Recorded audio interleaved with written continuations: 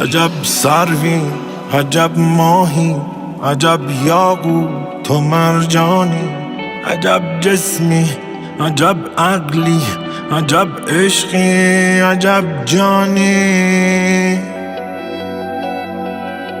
عجب لطف بهاری تو، عجب میر شکاری تو، در آن غمزه چه داری تو، به زیر لب چه میخوانی؟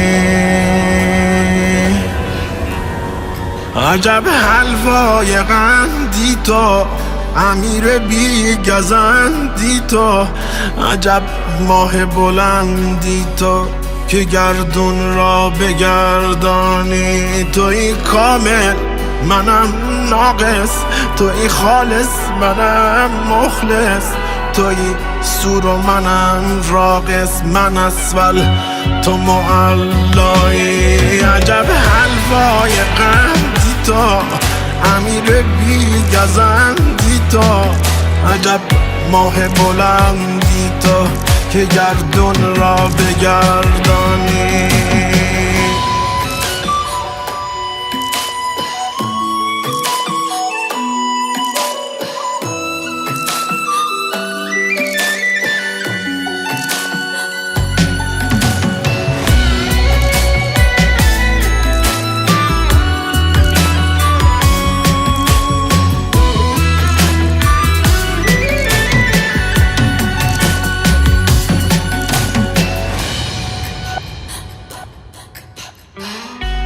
به هر چیزی که آسیبی کنی آن چیز جان گیرد، چنان گردد که از عشقش بخیزد صد پریشانی. مروح کن دل و جان را، دل تنگ پریشان را، گلستان ساز زندان را بر این ارواح زندانی.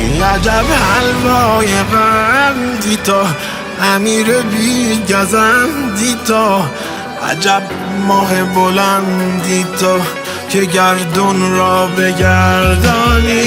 عجب حلوای قندی تو، امیر بی گزندی تو، عجب ماه بلندی تو که گردون را بگردانی.